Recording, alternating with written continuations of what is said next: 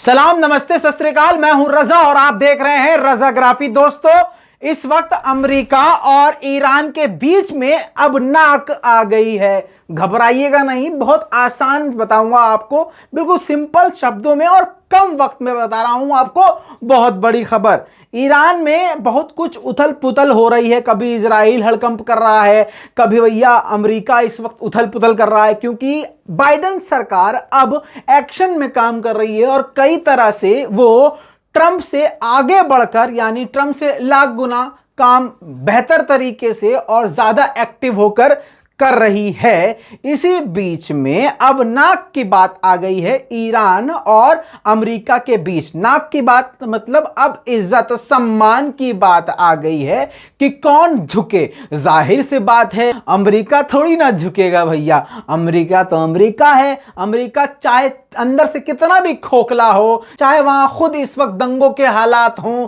चाहे पूरी तरह से अमेरिका इस वक्त टूट चुका हो अंदर ही अंदर, लेकिन बात सिर्फ नाक की है। अब ज्यादा वक्त ना लेके सीधी सीधी खबर बता रहा हूं कि आप ये समझ लीजिए कि बाइडेन ने पहले ही ये इशारा कर दिया था कि ईरान के साथ उस डील में, यानी ईरान के न्यूक्लियर डील में हम वापस आ जाएंगे।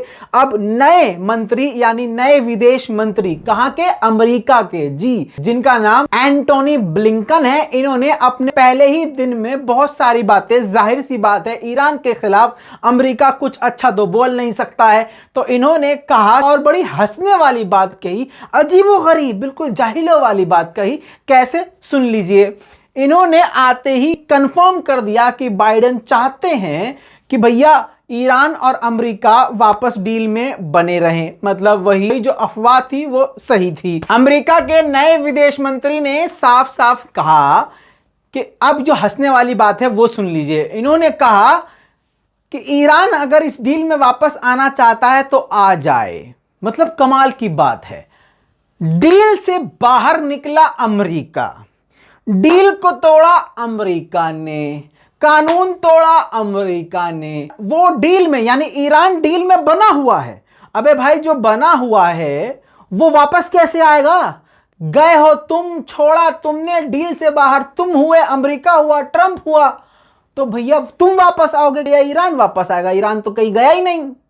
तो बात सिर्फ है नाक की कि हम झुक नहीं सकते क्योंकि हमारी रीढ़ की हड्डी खराब है। खैर, आगे सुनिए। अमेरिका के नए विदेश मंत्री ने आगे ये भी कहा कि इस डील में वापस तो आ सकते हैं, लेकिन इसमें लंबा समय लगेगा, बात करने में बहुत वक्त लगेगा।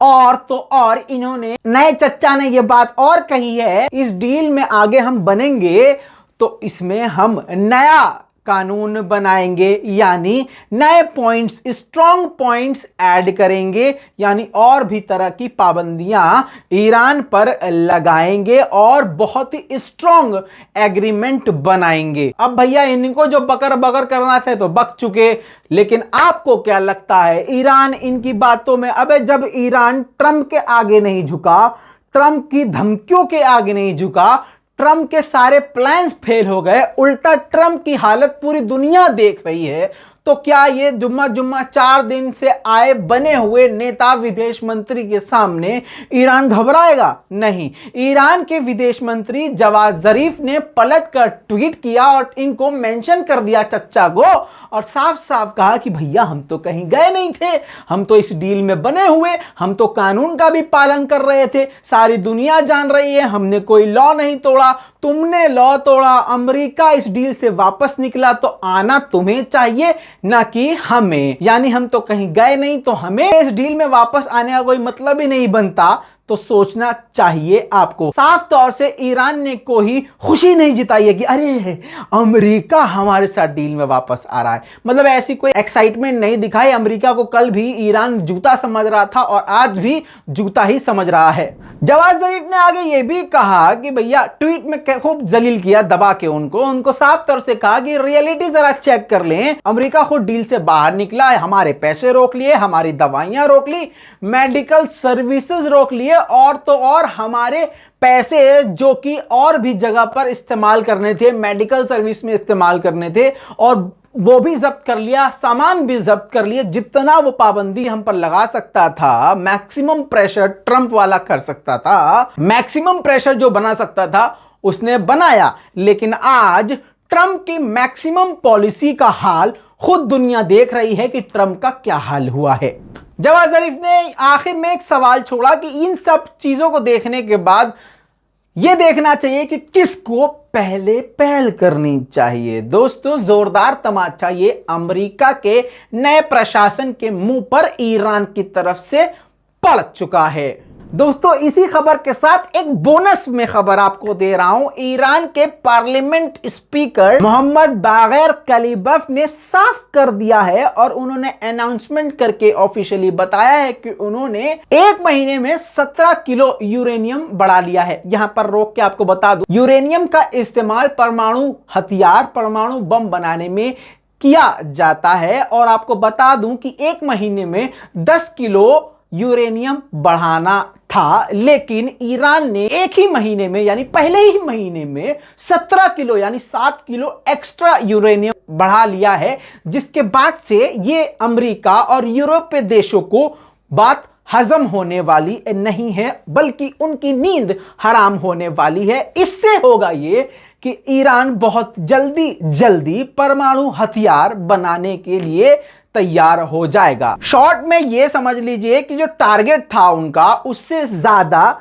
यूरेनियम को अचीव कर लिया है। दोस्तों, इस पूरी रिपोर्ट के बारे में आपका क्या कहना है नीचे कमेंट में जरूर लिखिएगा। इस वीडियो को हर जगह शेयर कीजिएगा, क्योंकि आपका भाई सिर्फ यूट्यूब पर डाल के भूल जाता है, अगली रिपोर्ट पे काम करता है। अब यह आपकी जिम्मेदारी है कि इसको व्हाट्सएप पे, टेलीग्राम पे, सिग्नल पे, बिप पे, फेसबुक पे, भैया जहां मर्जी शेयर करो, लेकिन शेयर करो। इंस्टाग्राम पे फॉलो करिए ताकि आपको हर छोटी बड़ी अपडेट यहां भी मिलती रहे। उम्मीद करता हूं लाल बटन दबा के आप चैनल को सब्सक्राइब कर लेंगे, ताकि दुनिया की बड़ी बड़ी खबरें कम से कम वक्त में आपको इसी तरह से आसान जबान में रोज मिलती है, वो खबरें जो आपको अखबार में, टीवी में नहीं नजर आती। मैं हूं रजा, गोदी मीडिया की सजा। चैनल को सब्सक्राइब कीजिए, ऐसे ही आएगा मजा। जय हिंद।